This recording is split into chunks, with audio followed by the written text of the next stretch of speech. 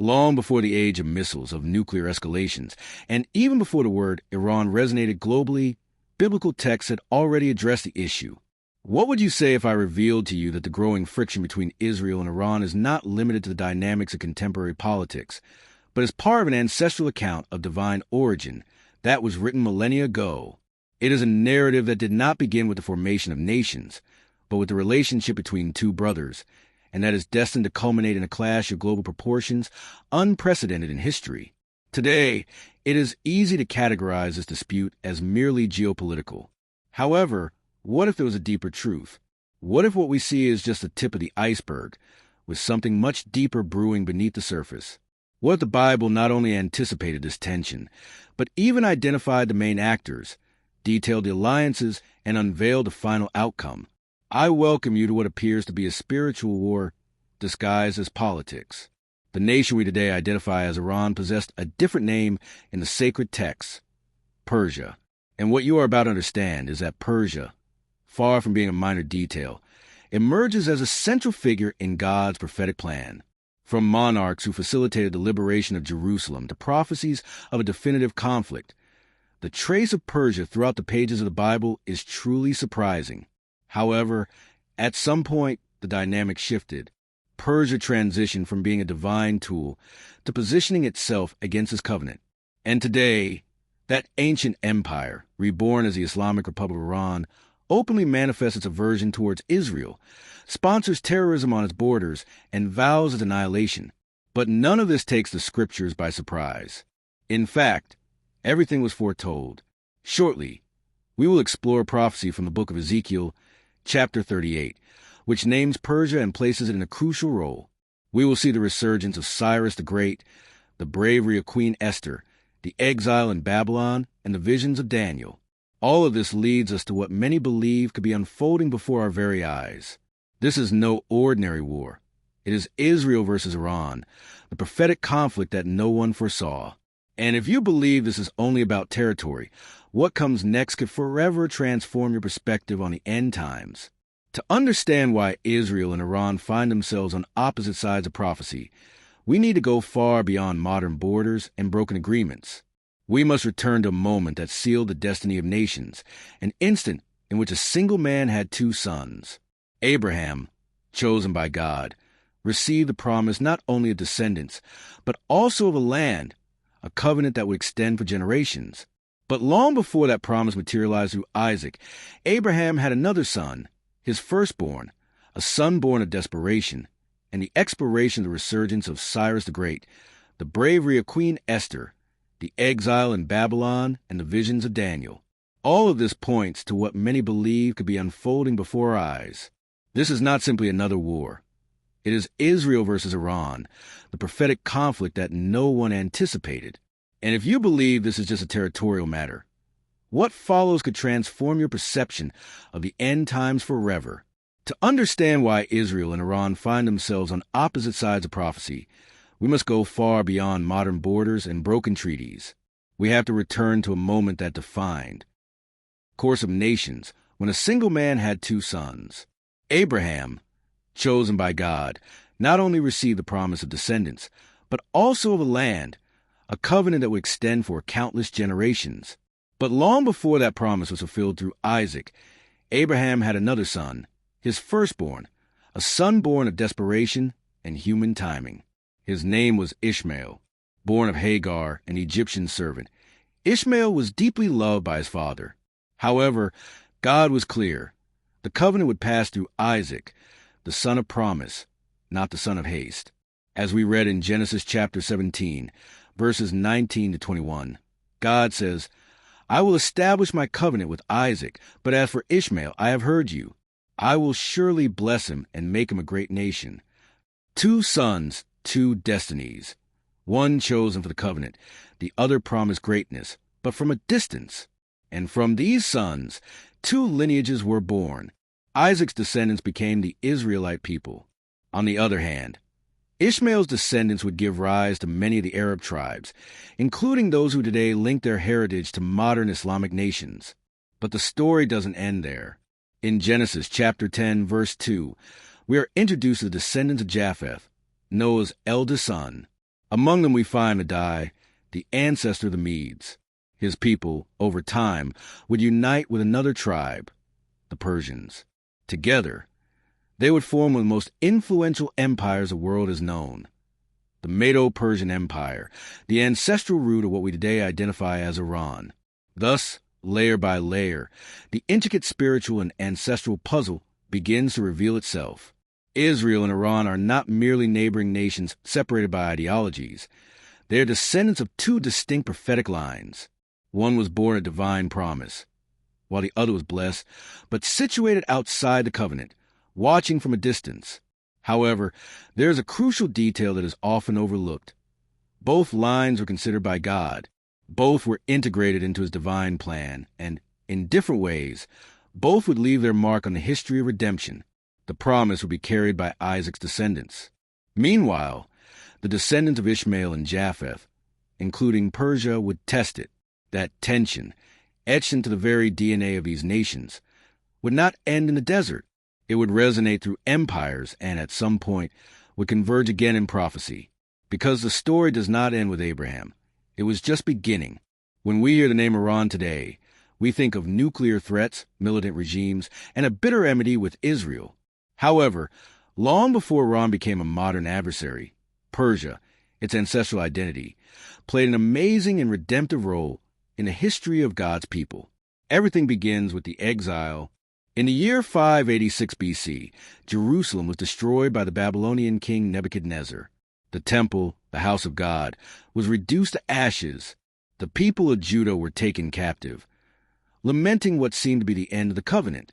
But through the prophet Jeremiah, God had already declared that this exile would not be perpetual.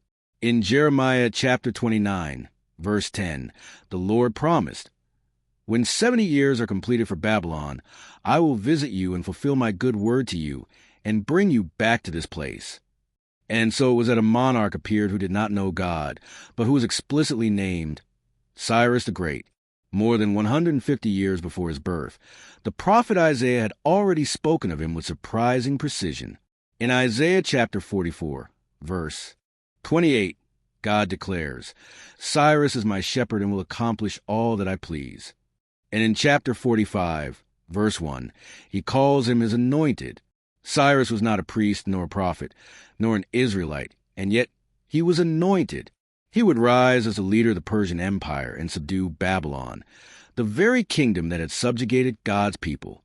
But instead of oppressing them further, he did something unexpected. He granted freedom to the Jewish people. The first verses of the book of Ezra document his edict. "The Lord, the God of heaven, has given me all the kingdoms of the earth, and he has appointed me to build a temple for him at Jerusalem in Judah." Ezra chapter 1, verse 2. Thanks to Cyrus, the people were able to return, and the temple was rebuilt, and the center of worship was restored. Persia, that foreign empire outside of God's covenant, became an instrument of divine restoration. And here lies the paradox. The same nation that today threatens the existence of Israel was at one time its liberator. But there is an even deeper truth. The sovereignty of God is not restricted by geography or genealogy. He raises and overthrows kings and uses empires, even pagan ones, to fulfill his purposes. Because the history of redemption has always surpassed the limits of any nation. The rise of Persia was no coincidence. It was a prophetic fulfillment. And Cyrus was not simply a conqueror. He was a prophetic tool, written in the divine script long before his sword was raised. And what does this teach us today? It means that even our adversaries can become bearers of messages, that God's plans are not compromised by political fluctuations, and that, however bleak the situation may seem, he continues to write history. However, the saga of Persia does not end with Cyrus, for the next generation would face a much more nefarious conspiracy, and this time it would not be about liberation, but about annihilation. The magnificence of Persia did not diminish after Cyrus. The empire continued its expansion, its rulers became bolder, and Jerusalem remained under its influence. However, within those walls, another divine plan was unfolding, one that, once again, would define the destiny of God's people. This time, it was not a question of freedom, but of survival. During the reign of King Xerxes I, known in the scriptures as Ahasuerus, His empire stretched from India to Ethiopia. Power, opulence, and political intrigues filled his courts. And unbeknownst to him, behind the opulent doors of his palace, resided a young Jewish woman with a hidden identity and a divine purpose. Her name was Esther. She had no royal lineage, no throne, no sword, and yet the future of an entire nation would rest on her shoulders. The threat came personified in Haman, an influential official in the Persian court. His aversion to the Jewish people was profound, and he managed to persuade the king to issue an edict. On a specific date, all Jews in the empire would be exterminated. The decree was sealed and seemed unalterable, but divine providence was already in motion. Esther, chosen as queen, had been strategically positioned for such a time as this. Her cousin Mordecai implored her not to remain silent. In Esther chapter 4, verse 14, he uttered words that still resonate powerfully today. And who knows but that you'll come to your royal position for such a time as this? With fear in her heart and faith in her God, Esther presented herself before the king. Risking her own life, she revealed the truth, her identity, her people, and Haman's plot. The enraged king ordered Haman's execution and issued a new decree. The Jews were permitted to defend themselves. What happened next was not just a political turn. It was a spiritual preservation. Esther not only saved her people from annihilation, but also reminded them, and reminds us, that even in exile under foreign rule and even surrounded by adversaries, God does not remain silent. The entire empire had been arranged to give a young woman a voice, because that voice would bring the sound of liberation. And Persia, once again, became the stage for divine intervention.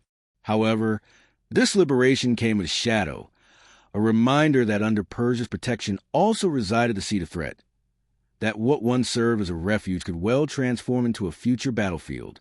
Because the next time Persia rose, it would not do so with a royal edict to build or defend, but with missiles, hatred, and the promise to wipe Israel off the map.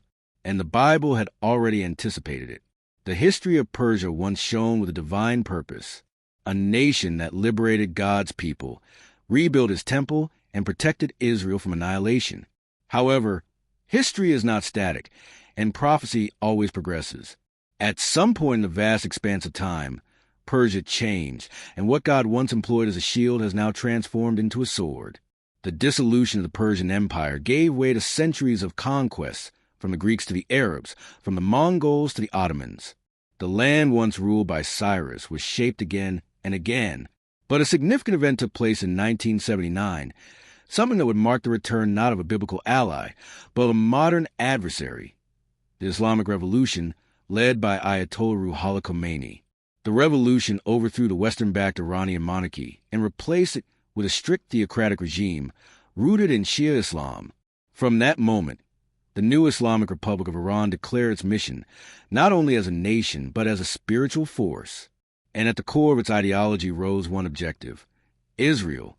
For the clerics who govern Iran, Israel is not merely a political adversary. It is perceived as an imposter, a foreign body inserted into what they believe should be Islamic land. Iran does not just oppose Israeli policies. It denies Israel's right to exist. This is not mere theory. It is enshrined in Iran's constitution. It is reiterated in the chants of its leaders, death to Israel, and financed with billions in weaponry, support for groups that the West considers terrorists such as Hezbollah and Hamas, and nuclear ambitions that the world observes with growing apprehension. What began as a divine alignment of Persia has transformed into a spiritual rebellion of Iran. But we should not be surprised, because the Bible not only documented Persia's role in the restoration of Israel, but also foretold Persia's role in its future opposition. The transformation from ally to adversary is not just a historical fact. It is prophetic. For the Iran we observe today is not a random regime. It is a resurgence of a spirit that prophecy had already activated. The question we must ask ourselves is not how Iran became an enemy of Israel, but why God would allow such a turn. And here lies a shocking truth. Sometimes, the very nations God used are allowed to rise again, not as protectors, but as instrument of judgment, of testing, of fulfillment. We often conceive of prophecy as something yet to come, but what if we are already experiencing the shadow of its fulfillment? Because Iran Ancient Persia, is about to re-enter the pages of prophecy, and its next appearance will not be to bring liberation, but to initiate a war. Long before Iran existed, before the Islamic Republic, before rockets, militias, and nuclear fears, the prophet Ezekiel received a vision, and in that vision, Persia was named. Ezekiel chapter 38 is one of the most enigmatic and debated prophecies in the entire Bible. It speaks of a future time, a day when a coalition of nations will rise to invade the land of Israel, not for political or economic reasons, but to fulfill something much older, a spiritual confrontation against God's chosen people. And at the epicenter of that coalition is Persia. In Ezekiel chapter 38, verse 5, the prophecy lists the nations, Persia, Cush, and Put will be with them, all of them with shields and helmets. Persia, today's Iran, is the first name mentioned. But who heads this coalition? The chapter begins with an enigmatic and mysterious figure. Gog, of the land of Magog, the chief prince of Meshech and Tubal. Although scholars have different opinions about the precise identity of Gog, many interpret Magog as referring to the region north of Israel, frequently linked with areas of present-day Russia or Central Asia, along with Persia, Iran, Cush, Sudan or Ethiopia, Put Libya, and other allies. These nations will form a military alliance that will descend upon Israel in the latter days. However, this is not simply a conflict between humans. In Ezekiel chapter 38, verses 10 to 11, the prophet writes the following. This is what the sovereign Lord says. On that day, thoughts will come into your mind, and you'll devise an evil scheme. You will say, I will invade a land of unwalled villages. I will attack a peaceful and unsuspecting people. It is not just an attack. It is an illusion of power, a moment when nations will believe they can finally erase Israel from a map. Does this sound familiar today? Iran, currently, openly finances groups that surround Israel to the north and south. It arms Hezbollah in Lebanon, supports militias in Syria and Gaza, and forges alliances with nations that, as in Ezekiel's vision, share one goal, to eradicate Israel from a region. But Ezekiel's prophecy does not conclude with Israel's defeat. It ends with the fury of God. In Ezekiel chapter 38, verses 18 to 23, the Lord declares, My burning anger will be aroused. I will execute judgment with plague and bloodshed. I will pour down torrential rain, hailstones, burning sulfur. And then he adds, I will show my greatness and my holiness and make myself known in the sight of many nations. Then they will know that I am the Lord. They will know that I am the Lord. This is not merely a military reprisal. It is divine justice. God allows the nations to gather not because Israel is weak, but because he desires the world to witness what happens when someone rises up against his covenant, and Persia, Iran, will be present. So now we must ask ourselves, is what we witness today a preparation? Is Iran's hatred, its alliances, its military reach, part of a countdown already inscribed in the scriptures? For Ezekiel not only detailed a war, but described a turning point, a moment when God himself intervenes, not with politics or negotiations, but with power. And as the pieces fit together, we are forced to consider, what if we are witnessing the beginning of Ezekiel's vision unfolding in real time? If the war described in Ezekiel chapter 38 is the beginning, then the spark that will ignite the world could be a city. Not just any city, but Jerusalem.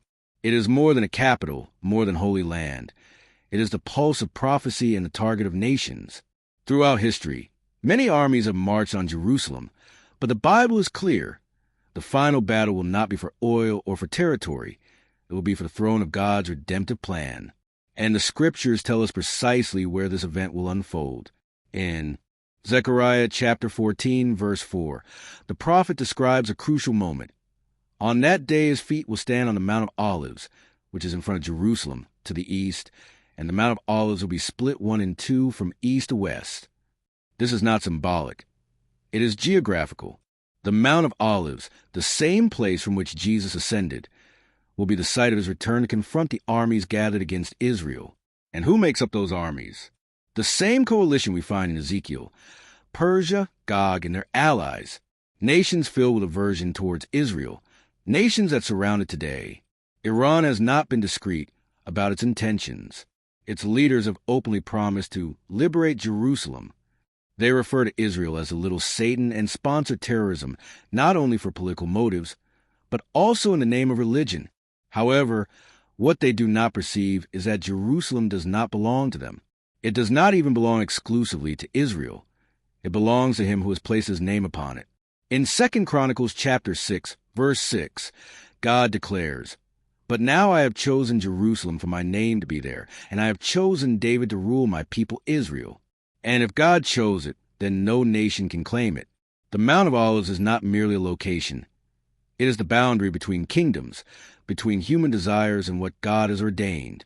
So, when global attention once again focuses on Jerusalem, when Iran's arms tense and missiles streak across the sky, we must remember this. It is not something new. It is fulfillment. And the final word will not be spoken by nations, but by the returning king. Not every war is visible to the naked eye. Not all battlefields have defined borders. What we are witnessing between Israel and Iran today, the threats, the weapons, the alliances, is only one facet of the story. Because behind every earthly empire there are invisible powers at work. And the scriptures lift that veil for us. In Daniel chapter 10, the prophet receives a visit from an angel who reveals something surprising to him. For 21 days he was detained, not by a man, but by a prince of Persia. This was not a physical king, but a spiritual being, a demonic authority operating behind the Persian Empire. And if there was a prince of Persia, then who exerts influence behind Iran today? The Bible clearly states, nations are not only shaped by politics and culture, they are also influenced by spiritual forces. As Paul wrote in Ephesians chapter 6, verse 12, "For our struggle is not against flesh and blood, but against rulers, against authorities, against the powers of this dark world." 1. Iran's war against Israel is not solely motivated by ideology. It is driven by something older and darker. The hatred towards Israel has spiritual roots, because Israel is not just a nation.